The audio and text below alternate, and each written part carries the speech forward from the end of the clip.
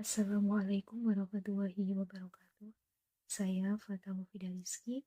Di kesempatan kali ini saya akan menjelaskan tentang unsur-unsur dari Pondok Pesantren Salaf.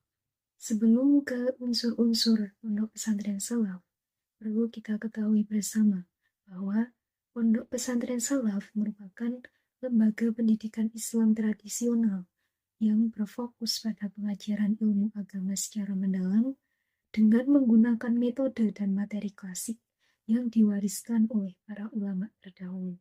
Kemudian terdapat ciri khas utama dari Pondok Pesantren Salaf. Yang pertama, pengajaran kitab kuning. Pengajaran di pesantren Salaf sangat berfokus pada studi kitab-kitab kuning, yaitu kitab berbahasa Arab, karya para ulama klasik seperti Imam Ghazali, Imam Syafi'i, dan ulama besar lainnya. Kitab ini mencakup berbagai disiplin ilmu agama seperti fikih, tauhid, tafsir, dan tasawuf. Kemudian ciri yang kedua menggunakan metode pembelajaran tradisional. Pembelajaran di pesantren salaf menggunakan metode sorogan dan pandungan. Metode sorogan merupakan metode di mana santri membaca kitab secara individual di hadapan kiai dengan tujuan untuk mendapatkan pemahaman yang mendalam. Sedangkan metode pandongan merupakan metode di mana kiai membacakan kitab di depan santri sambil menjelaskan maknanya. Ciri yang ketiga adalah kiai sebagai tokoh sentral. Kiai adalah pemimpin spiritual, pengajar utama, dan panutan di pesantren salaf. Kiai memainkan peran sentral dalam mendidik santri secara langsung dan menjadi contoh hidup dalam mengamalkan ajaran Islam.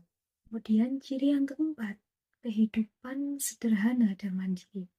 Santri di pesantren salaf biasanya tinggal di asrama dengan fasilitas sederhana yang mendorong mereka untuk hidup mandiri, disiplin, dan menumbuhkan kebersamaan. Kehidupan sehari-hari santri di pesantren juga dilatih untuk menerapkan adab dan akhlak sesuai dengan ajaran Islam. Kemudian ciri yang kelima yaitu fokus pada pendidikan agama. Pesantren salaf lebih menekankan pada pendidikan agama tanpa adanya pelajaran umum seperti yang ada di sekolah formal. Tujuan utamanya adalah mencetak santri yang memiliki pemahaman agama yang kuat dan dapat mengamalkannya dalam kehidupan sehari-hari serta menjadi penerus dakwah Islam. Kemudian yang selanjutnya, suatu lembaga dikatakan sebagai pondok pesantren jika terdiri dari 5 elemen dasar, yaitu pondok, masjid, santri, pengajaran kitab-kitab Islam klasik, dan juga kiai. Unsur yang pertama yaitu adanya pondok atau asrama.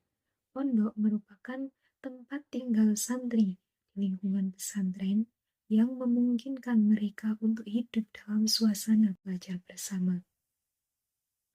Kehidupan di pondok mendidik santri tentang kedisiplinan, kemandirian, dan kebersamaan, yang semuanya merupakan bagian dari pendidikan karakter.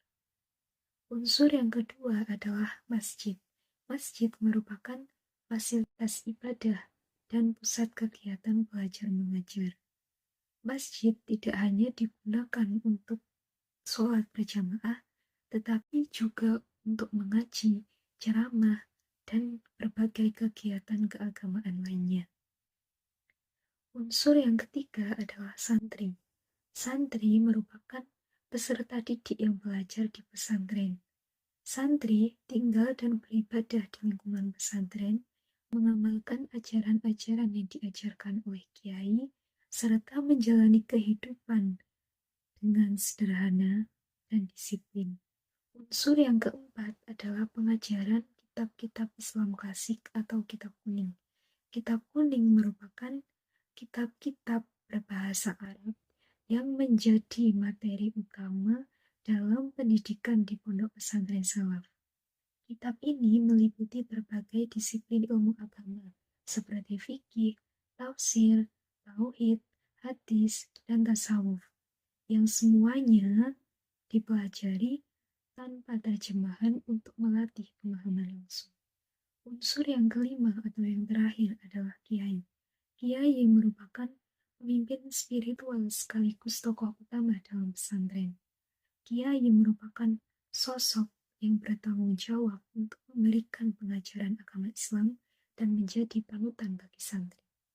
Sebagai kesimpulan, Pondok Pesantren Salaf memiliki 5 unsur utama yang menjadi fondasi dalam pembentukan karakter dan pendidikan santri, yaitu pondok, masjid, santri, kitab kuning, dan juga kiai.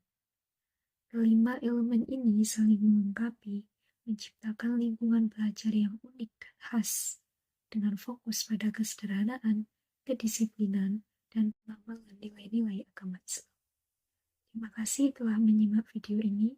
Semoga penjelasan ini bisa bermanfaat untuk menambah wawasan dan pengetahuan kita semua. Kurang dan lebihnya saya mohon maaf.